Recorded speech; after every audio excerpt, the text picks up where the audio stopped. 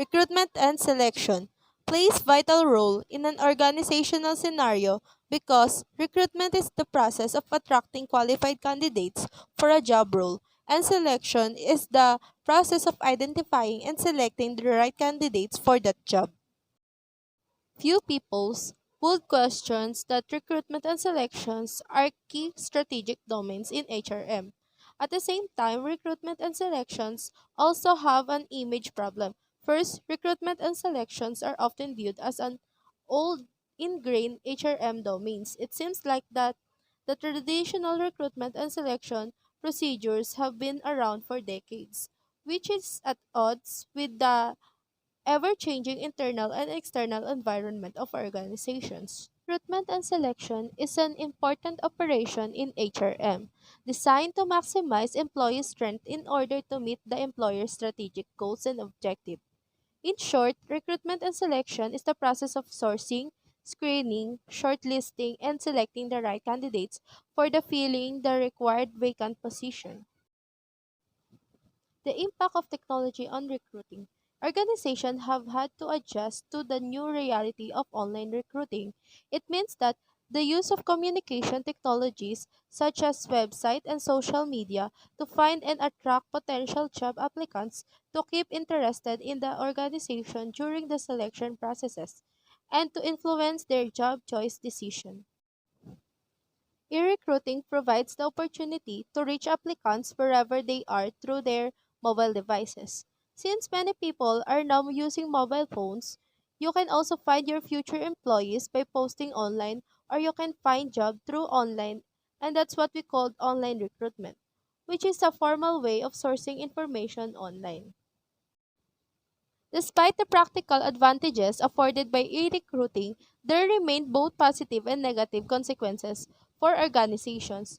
Because so many people are now obsessed with internet, they just not use it in selling their own products but also use it to find applicant through website posting, job search apps, or company website itself.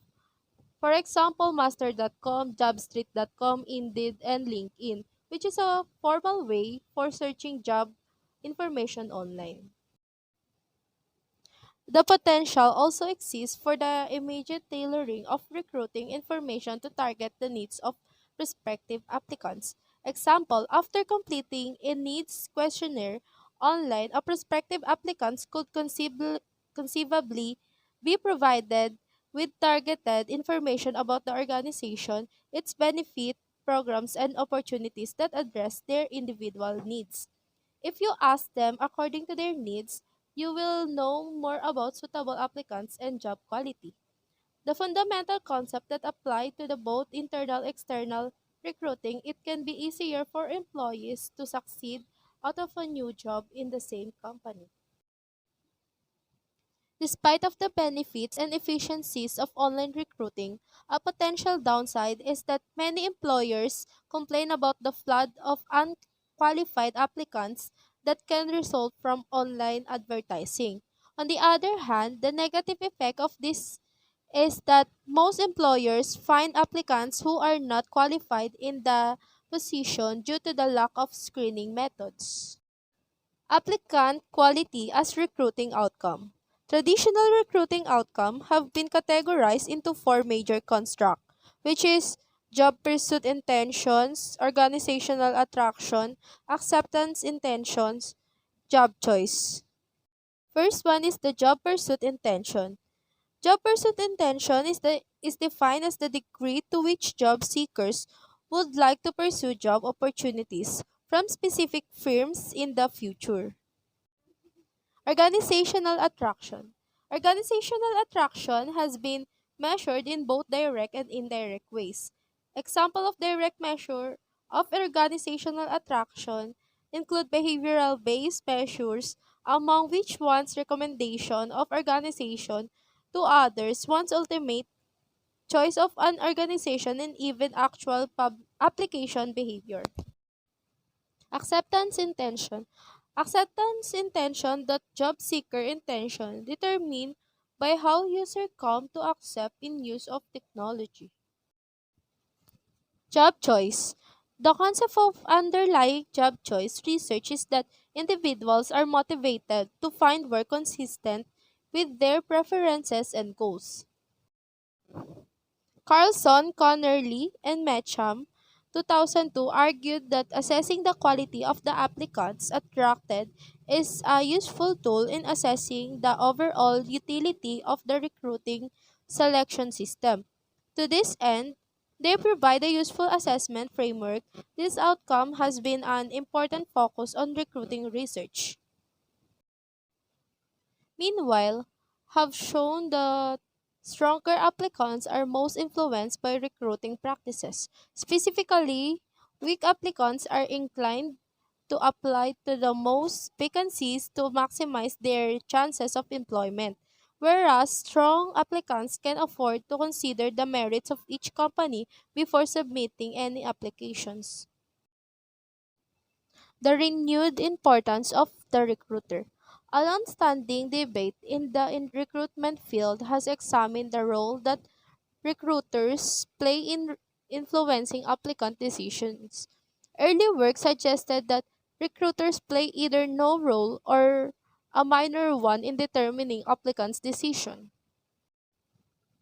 In their meta-analytic review, Chapman et al. Tested several models to account for how recruiters influence job choice. Their best feeling model involved job and organizational characteristics as mediators of recruiters' influence on attraction and job choice. In other words, recruiters appears to influence job choices by changing applicant perception.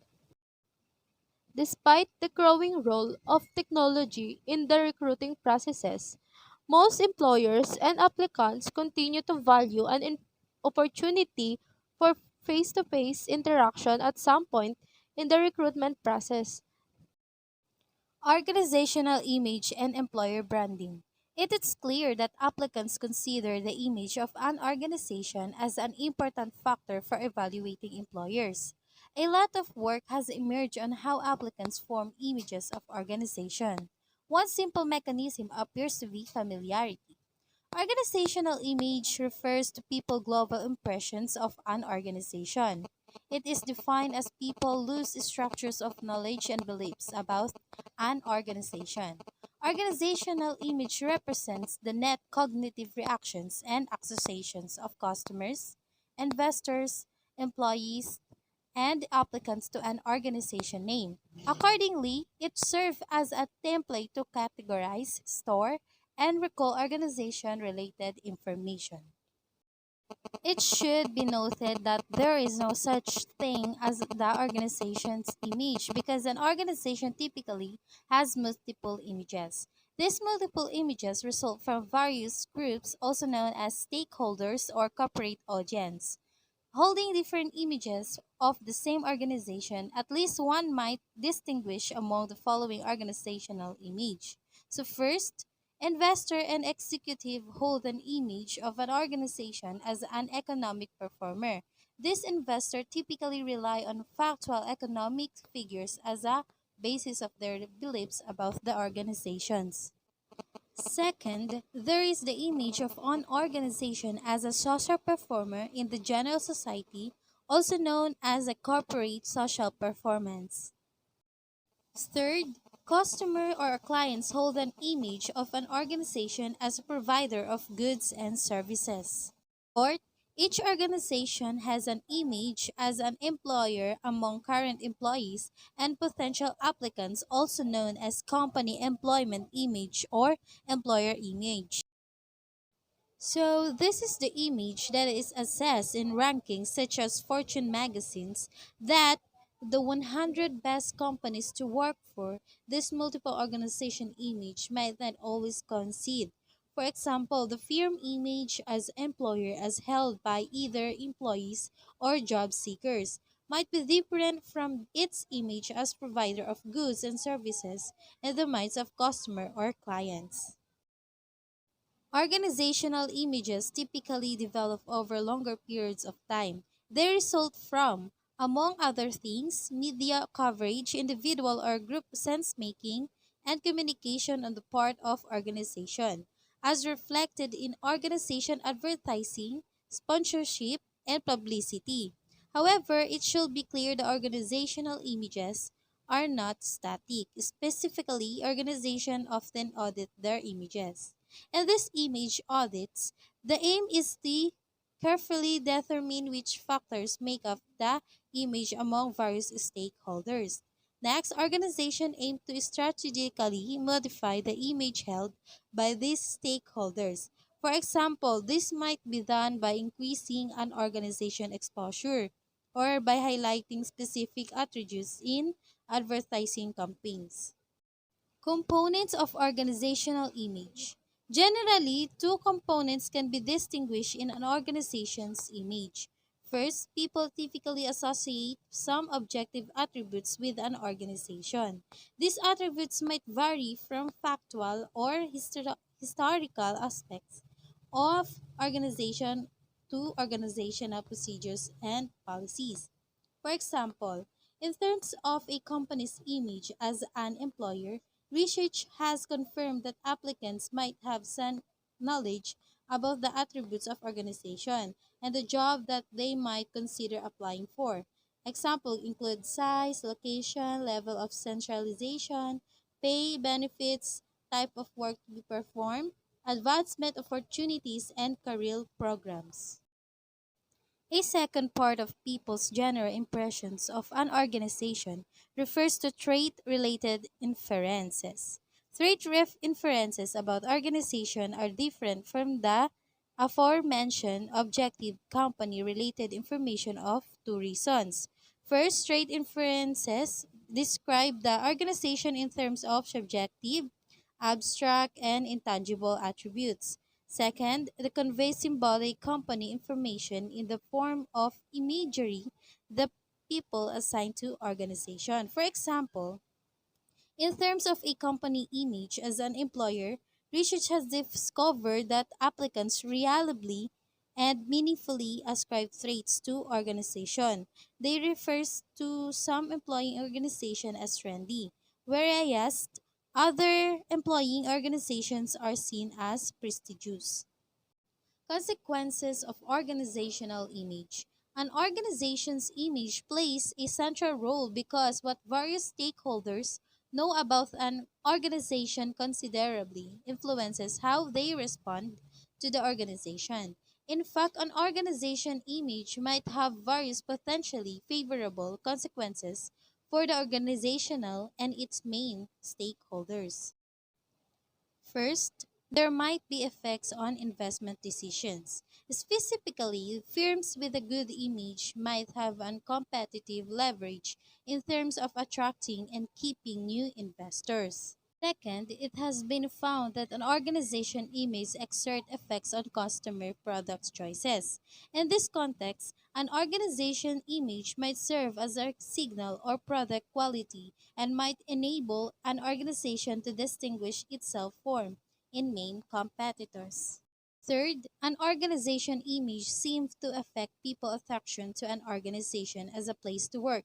This is especially the case in early recruitment stages, as potential applicants have only a rudimentary knowledge of the key job and the organizational attributes. Hence, potential applicants mainly rely on their general impression of the firm, example, the image. When deciding to apply for a job, the general effect is the employer image influences the quantity and the quality of the applicant pool of an organization, and that organization with a good image are able to attract more and better applicants. Apart from these general effects on applicant quantity and the quality, applicants' view of image of an employer also has long-lasting effects on other recruitment stages. Specifically, impressions of organization as an employer measured in early recruitment stages are strong predictors of applicants. Attractions measured in later recruitment stages, such as after a campus interview, which in turn is related to applicants' final jobs acceptance decisions. Fourth group of studies has examined the consequences of organizational image on employees' attitudes and behaviors toward their organization. For example, employees also uses an organization's image as a mirror of how others are judging them. Moreover, an organization image has been found to be important to employees' sense of self. If an employee holds the company in low regard, the person has lower job satisfaction and a higher probability of leaving the organization. Conversely, if the company is held in high regard by the employee and others, job satisfaction is higher and turnover intention is lower.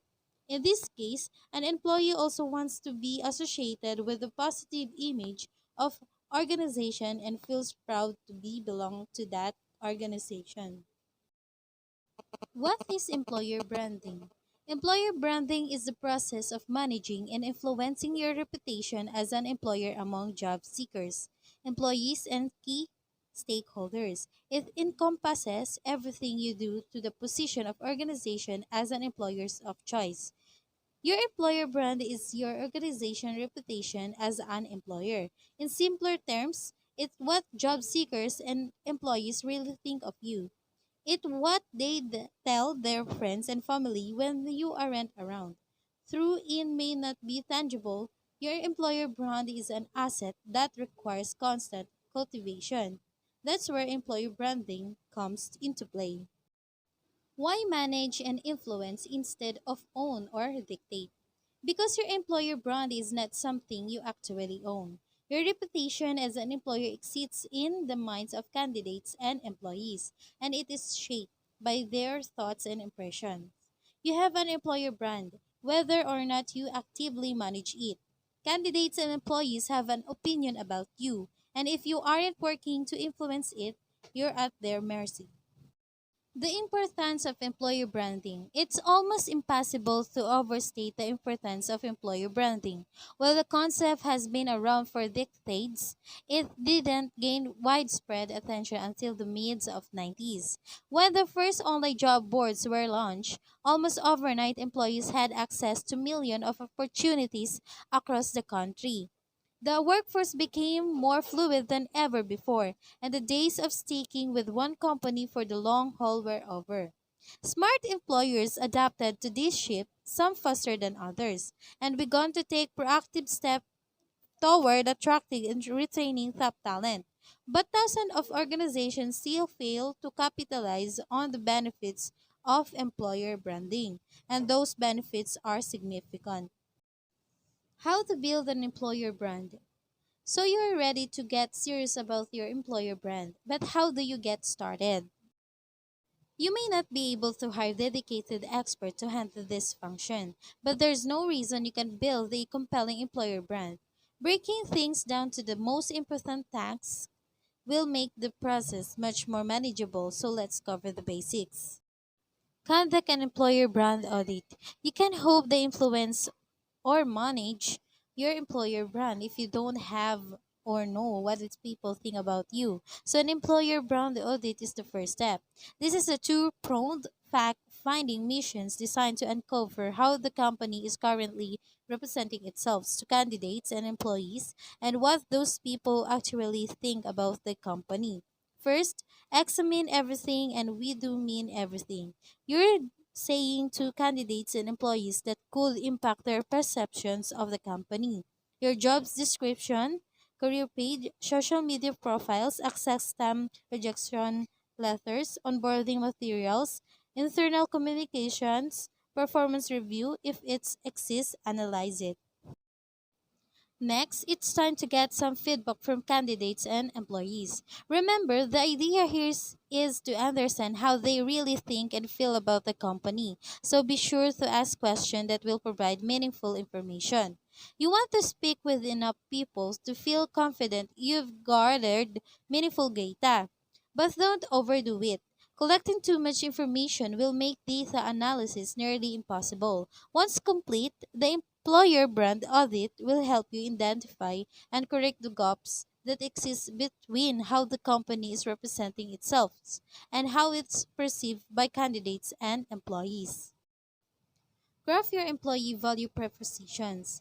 Armed with the information collected during the employer brand audit, you're ready to craft your employee value propositions. The EBV is the people deal and exists between the organization. its employees and the talent it's looking to recruit, its answers to important questions. What the individual employee or candidate can expect of the company, what the company expects of the individual employee or candidate. Think of your EVP as the guiding light of your employer branding efforts. While you may never share it public, your EVP will shape your communication moving forward. Developing your EVP is no small feat, but fortunately, we've covered the topic in depth and can help get you started. Implement your employer branding strategy. At this point, you should be ready to take your message to the masses. But what channels are most important? There are the countless avenues you can utilize to promote your employer brand. But when getting started, we recommend starting with the lowest hanging fruit. We have the job description, career page, online reviews, candidate experience. Job descriptions. Job descriptions may not sound like the place to let your personality shine, but they are often the first interaction job seekers will have with your company to make sure they reflect your desired employer brand. Career page. Your career page is the anchor of your employer branding materials, making it one of the most important touch point with the potential candidates, compelling photography or video, employee testimonials, your core values, and more can all help convince candidates that you're the place to be. So spend some time dialing it in. Online reviews. This day, almost every job seeker reads employer reviews before applying to a job, and coming across a negative review can stuff them in their tracks. While you can't control anonymous reviews, you can respond to them, and that can have a serious impact on perceptions. 62% of job seekers say their opinions of a company improve after seeing it responds to a negative review. So pay attention to what people are saying about you and don't be afraid to respond. Candidate experience. If you're lucky enough to convince a great candidate to apply, at some point you'll interact with them offline, whether it's an initial phone screen or an office interview. That's experience that candidate has must align with your employer brand or you're almost guaranteed to lose them. Addressing aging population. Whereas traditional recruiting research has predominantly examined attracting young employees from universities and college, looming demographic realities involving a major shift in the age of employees are forcing employers and researchers to learn more about attracting and retaining older workers.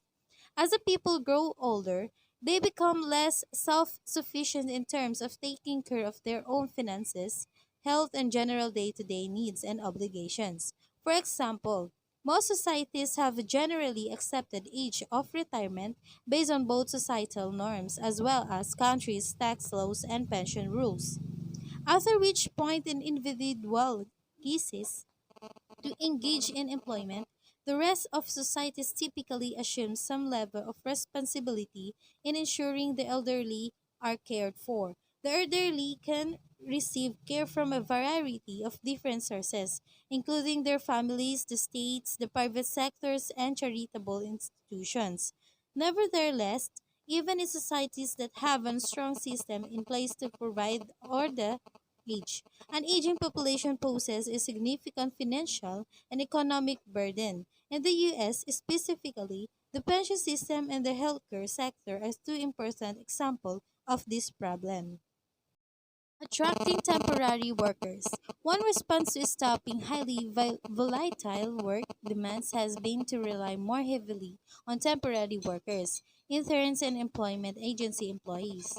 This approach represents a significant recruiting challenge as employers often offer lower pay, few benefits, and little training to these temporary workers as compared to core employees. If your business has time when temporary workers are required, it is important that you are set up to attract our best temporary workers. In this blog post, we have put together some top tips to help you, the employer or business owner, to attract the best temp workers to your business. Attract temp workers by offering their pay. Consider the amount you are offering to pay your temporary workers. Make sure that is in fair rate for type of service they offer for your business. Also think about benefits you can offer the temporary workers. Things such as paid lunch break, free hot beverage, or similar benefits. This could tempt them to your business for your temporary work. Second, the attract temp workers by offering a supportive workplace. There should not be them and us feeling between temp and permanent workers. This can be counterproductive to the business. Make sure staff inductions and team introductions are completed. This means all employees, temporary or permanent, can feel part of the team and can work together smoothly. Third, attract temp workers with bonus of added skills. Think about the additional skills and credible experience that a temporary worker will gain by working for you in a temporary role. Make sure you include this as temporary job role adverts. This will help to attract the best temporary workers to your business. This could be a skills they don't have and it could really add to their going to forward.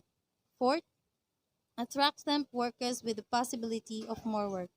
If it's possible that temporary work could lead to longer contracts or even permanent work, then mention this. The attractions of permanent work can be massive bonus for some temp workers who are just doing temp work until permanent work comes along. However, only state this if it's possible that future work could arise. And the last, the attract the best temp workers by outsourcing your recruitment. You're great at what you do. By taking you away from the job or responsibility and working on recruitment, you are removing your skills from the business. Why not temporary recruitment needs to temporary recruitment consultant that is highly experienced and skilled in attracting the best temporary workers to businesses just like yours. Applicant reactions to selection procedures. Negative reactions to selection procedures have been shown to correlate with attraction, intent to pursue job recommendations, and intentions to accept job offers. The term applicant reactions is used to refer to an applicant's affect, attitudes, and cognitions toward a selection process. Applicant reaction models suggest that reactions are very complex and involve perceptions of multiple aspects of a specific test and the testing process in general. It has been shown that when applicants react positively toward a test, they are more likely to accept a job offer from the company, recommended the company to others, reapply for a job with the company, and perform. It has been shown that when applicants react positively toward the test, they are more likely to accept a job offer from the company, recommend the company to others, reapply for a job with the company, and perform well once they are employed by the company. 5 reasons to study applicant reactions. Number 1. Applicants who find the selection system invasive may view the company as a less attractive option. Second, candidates with negative reactions to a selection experience might dissuade other potential applicants from seeking employment at the organization. Third, candidates may be less likely to accept an offer from a company with selection practices that are perceived unfavorably. 4. Applicant reactions may be related to the feeling of legal complainants and court challenge. 5. Applicants may be less likely to reapply with an organization or buying the company's products if they feel mistreated during the selection process. Emphasizing proactive approaches. Unlike selection research, which has a rich history of exploring very practical approaches to personal selection, recruiting research has a tend to focus on more desktop predictor attraction relationships. For example, we still lack sample descriptive information on the specific recruiting tactics used by employers. As a result, there is a dearth of research examining the, the effectiveness of practical recruiting tactics and strategies. The growing body of research on decision processes should help recruiting researchers make informed predictions about the likely success of these specific tactics and provide potential moderators of these approaches. Demonstrating value to organization. To date, recruiting researchers have largely had to rely on logical agreement to demonstrate the value of recruiting to organization. However, we believe that the time has come for recruiting researchers to capture organization level outcomes such as firm performance, organizational training costs, and turnover expenditures to more directly demonstrate the utility of recruiting practice in organization. Disentangling content from method.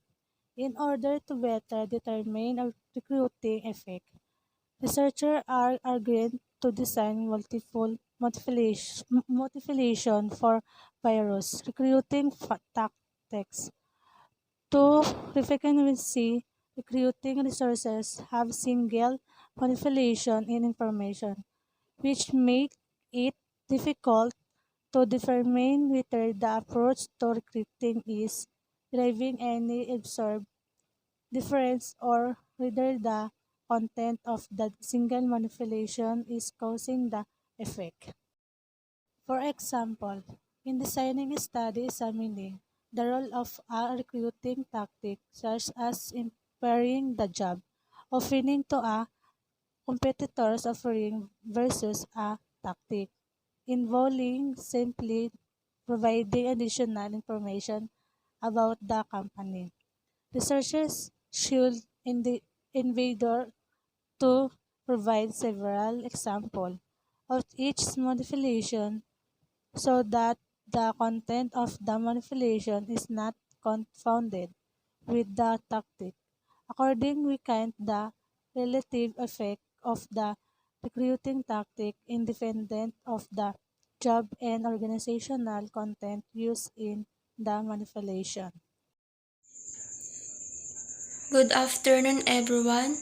My topic is focusing on job choice and improvements in prediction of existing selection procedures.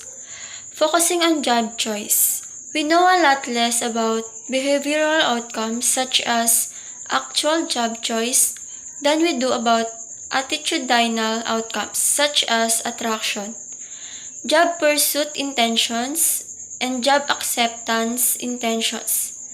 What is clear for the few studies examining actual job choice is that our traditional recruiting predictors are much weaker in their predictions of behaviors than they are of their predictions of attitudes.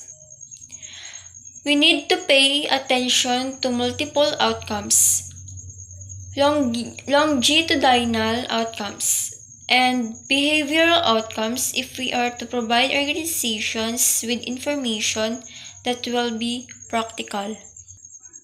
It's always exciting when you have job options to choose from, even though it can be stressful to decide which position to accept. Job seekers who are in high demand fields and employees who have a strong track record of career success are often in the enviable position of being able to choose their next job from multiple opportunities. Next is overview of key research findings in personnel selection. In this section, we review recent themes in the personnel selection domain. Due to space constraints, we refer readers to Cook 2016, Livens and Sackett 2017, Sackett and Livens 2008, Ryan and Ployhart 2014, and Ployhart, Sickmith and TPINS 2017 for excellence of reviews of the state of the art of personnel selection. Note to that the section below deals mainly with developments with respect to predictors instruments. Even though we acknowledge there have also been substantial developments in the criterion domain. Next is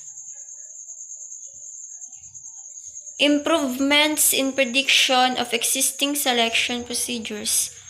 Many studies attempted to improve the prediction of existing selection procedures.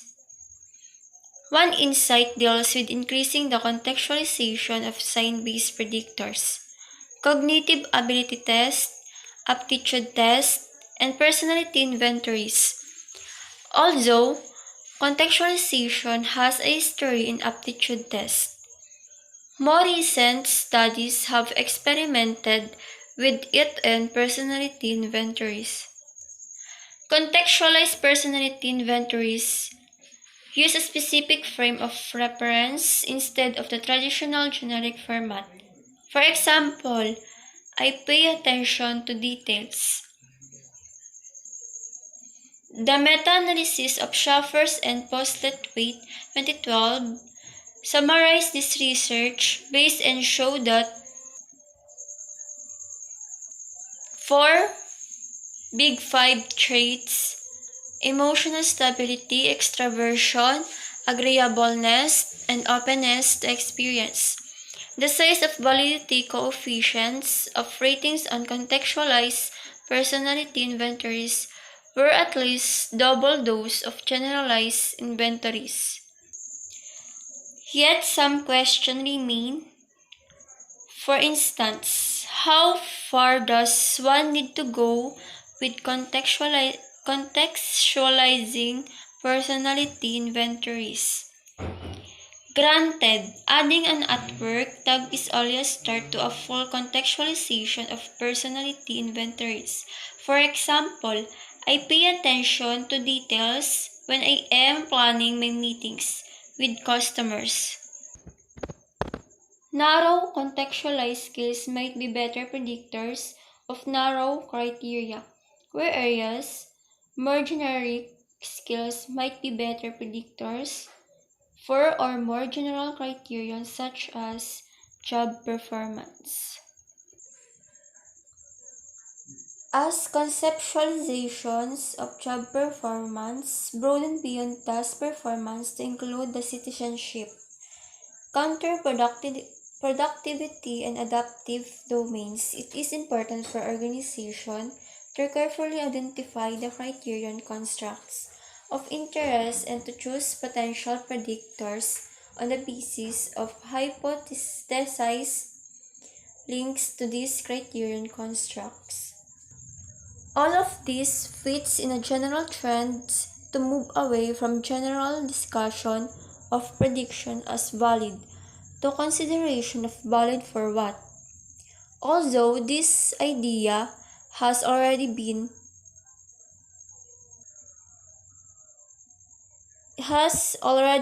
launched since the taxonomic work on the dimensionality of performance, which revealed that cognitive measures were the most valid predictors of task performance, whereas personality measures were the best predictors of an effort and leadership dimensions, and concept and a counterproductive behavior dimensions. The use of technology in personnel selection. In the last few decades, the face of personnel selection has changed substantially due to the increased use of information technology or the internet for administering, delivering, and scoring tests. TPINS 2015. Actually, use of internet in selection is nowadays simply a necessity for firms to stay competitive. The efficiency and consistency of test delivery are some of the key benefits of internet-based selection over computerized selection. Extra cost and time savings occur because neither the employer nor the applicants have to be present at the same location. The good news is that research generally lends support to the use of the internet as a way of delivering tests. Both between subjects and within subject studies having provided evidence for the equivalence of internet-based testing vis-a-vis paper and pencil testing. Provided evidence for the equivalence of internet, Playhart, Weekly, Holtz, Kemp 2003, Potosky, Bobko 2004. Example, Potosky and Bobko 2004 found acceptable cross mode correlations for non-cognitive tests. As a main explanation, the loading speed inherent in internet-based testing seems to make the test different from its paper and pencil counterpart. Potosky and Bobko 2004, Richman, Kiesler, Weisband, and Drasgo 1999. Considerable cost savings are realized from using these technologies. Ratings have been shown to be affected by the use of media. Unproctored internet testing might lead to the candidate authentication, cheating, and test security concern. As a possible solution, some organizations have moved toward a two-tiered approach whereby unproctored internet-based tests of cognitive ability and knowledge are administered for screening purposes only, followed by one-site proctored administration of parallel tests for those passing on the online version. Personal selection in an international context. The globalization of the economy has also considerably affected personal selection practice and research. This internalization causes organizations to move beyond national borders, as reflected in international collaboration, joint ventures, strategic alliances, mergers, and acquisitions. Well-known HR consequences of this rapid internalization is the need to be developed selection procedures that can be validly used to predict expatriate success. One of the problems is that the selection of people for foreign assignments has traditionally been based solely on job knowledge and technical competence. Skimit Chan and Chan 1998, Sinangil and Wans 2001. A meta-analysis of predictors of expatriate success revealed that there are many more possibilities. Big Five personality factors: extraversion, emotional stability, agreeableness, and conscientiousness. Another consequences of the increasing internalization is the need for selection system that can be used across multiple countries while at the same time recognizing local particularities. This is not straightforward because differences across countries in the selection procedure usage are substantial. This was confirmed by a 20th century study of Ryan, McFarland, Baron, and Page 1999. A final pressing issue for organizations that use selection procedures in other cultures deal with knowing whether a specific selection procedure is transferable to another culture and whether the criterion related validity of the selection procedure is generalizable. Another hypothesis put forth by Lievens 2008 is that the predictor construct Especially cognitive ability will often be very similar across the cultures, but that the behavior content and measurements of these predictors will vary across cultures. For example, Skimit Kim and Robbie 2000 developed a global personality inventory with input form panel of 70 experts around the world. Although all experts wrote items in their own language for the constructs as defined in their own language, construct validity studies provided supports for the same underlying structure of the global personality inventory across countries. Going beyond validity, effects of selection on firm performance. Prior selection research usually took a microanalytical perspective and typically examined the effectiveness of a selection procedure for predicting individual performance. Ployhar 2006, Snyder Smith, and Sipe 2000. In particular, these studies went beyond simply correlating brief reports of HR managers' use of selection procedures with firm performance. The general logic underlying most of this research is that human capital emerged out of an interaction of HRM practices. Example, training selection on people's knowledge, skills, abilities, and other characteristics. The interaction between organization level means personality traits. Example, emotional, stability, and smaller organization level variance in these traits had also beneficial effects on key organizational outcomes. Kim and Ployhart demonstrated how staffing and training influence firm performance under different economic conditions.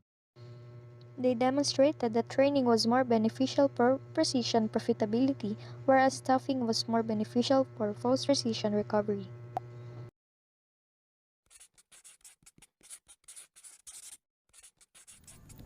Personnel selection and the dark side.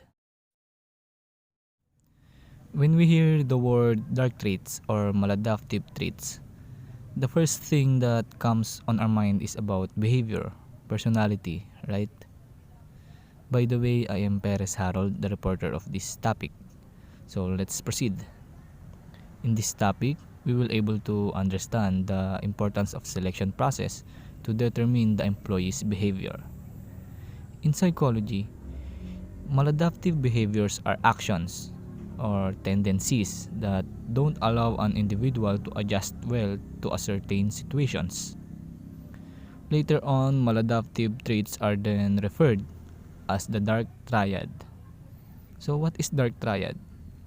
As you can see in the illustration, it is comprises the personality traits of narcissism, Machiavellianism, and psychopathy. If you understand and have an idea about those traits, you can say that the employee, with this personality can be a threat and might affect the whole organization. What is narcissism, Machiavellianism, and psychopathy? So, narcissism is characterized by pride, egotism, and a lack of empathy. The Machiavellianism have traits like manipulative and exploiting others, an absence of morality, an emotional and a higher level of interest. On the other hand, psychopathy is characterized by traits of continuous antisocial behavior, impulsivity, selfishness, unemotional traits, and remorselessness. So, do you think that employees with those behavior and personality could help the organization to achieve its goal? Of course not. No. So, in the last few years, the assessment of dark side traits has increased in importance in both practice and research for several reasons. So, what are those reasons? One is the frequency of counterproductive behavior at all organizational levels. Another reason is that organizations are looking for ways to screen people on maladaptive traits early in the selection process. It is critical to determine that the employees have these kinds of traits early in the selection process because it is important for various positions like security personnel and law enforcement agents. But a key question is how these dark traits can be measured in a selection procedure. Due to its increased importance, the assessment of dark side traits has diversified. We have traditional tests like personality-based integrity test and conditional reasoning tests. Those tests helps to determine and measures employee that could possibly have this kind of traits. Therefore, the measurement of dark traits still represents a challenge for both researchers and practitioners. Apart from integrity test and conditional reasoning test, researchers have also started examining the viability of measuring implicit motives and using implicit association tests. And that's all. Thank you for watching. Directions for future research on personnel selection. One of the directions for future research on personnel selection is toward a modular approach to personnel selection and procedures. Okay, so there are two personnel selection procedures. The first one is predictor, construct, or context. So it means that it refers to the constructs and variables that are being used, such as conscientiousness, cognitive ability, finger dexterity, field dependence or independence, reaction time, and visual attention. So that's the first one. The second one is the predictor measures or method. According to Arthur and Velado 2008, it refers to the technique or procedures that are used to measure a specific content, such as papers and pencil tests, interviews, assessment centers, and work samples, and also the self-reports. Levins and Sackard of 2017. Levins and Sackard, they developed 7 predictor methods factor, or aka the Super 7. So these are the Super 7. So first one is the stimulus format. Second, response format. Number 3, stimulus presentation consistency. The other is the contextualization and information source, response evaluation consistency, and the last one is the instruction. So these are the Super 7 according to Levins and Sackard of 2017. So in the other meaning, Levins and Sackard 2017, they then argued in favor of a modular approach to personnel selection that breaks down a selection procedure into smaller components, or namely this as a 7 building blocks. So this Super 7, they namely this as a building blocks. Or in other words, a selection procedure in the no longer a monolithic entity, but an assemblage of these loosely coupled and relatively independent building blocks. So next is the modular approach has various conceptual and practical merits. So the first one is it leads to greater insight into the working of the separate components. It is because the isolated impact of this component is examined on key selection process. So that's the reason. And then the second one is the modular approach creates more integration and cross-fertilization across different selection procedures. It is because these components cut across various selection procedures. Okay, so let's move on to the social media and personnel selection. So new talent signals. So as you can see this, there are Facebook, LinkedIn, and Twitter. So now play a predominant role in the modern life. So Facebook, LinkedIn, and Twitter. So I think every one of you are familiar about this all.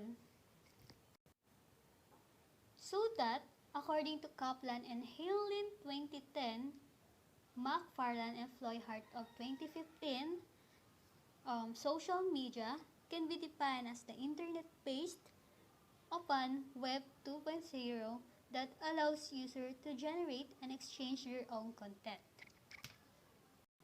So it means that there has been growing interest among companies to screen and evaluate an individual's social media profile and messages if given information by individual involved.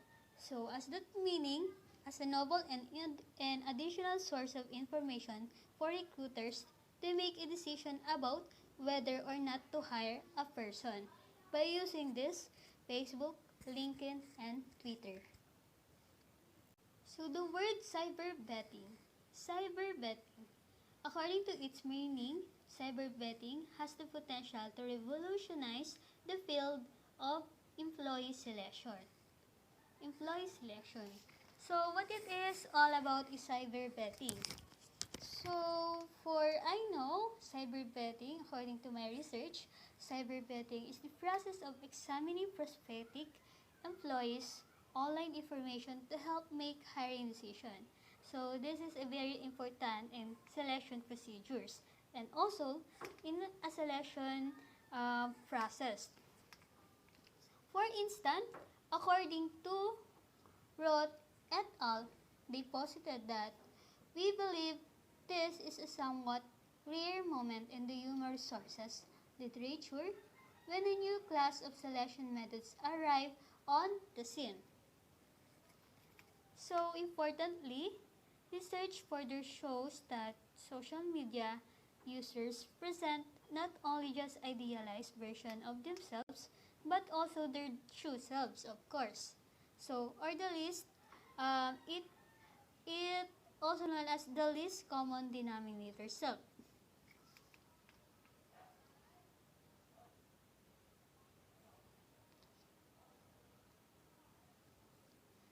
So next is the Marder, Johnson, Shankar, and Irlaurai, 2016. So according to them, they see also that the social media are mass personal.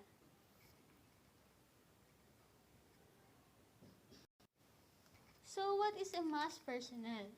So in that people, social media messages are targeted toward a multiple audiences and relational contexts such as family, friends, employees, and etc.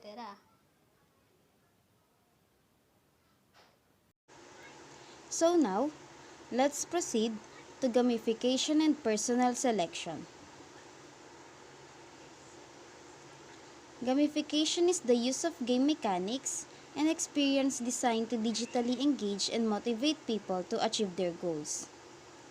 Gamification has attracted increased attention among organizations and human resource professionals recently as a novel and promising concept for attracting and selecting prospective employees. Gamification is ordinarily applied to solve problems. These range from issues of engagement in the workplace through to voter apathy. As such, here's a list of just some of the problems gamification can help solve.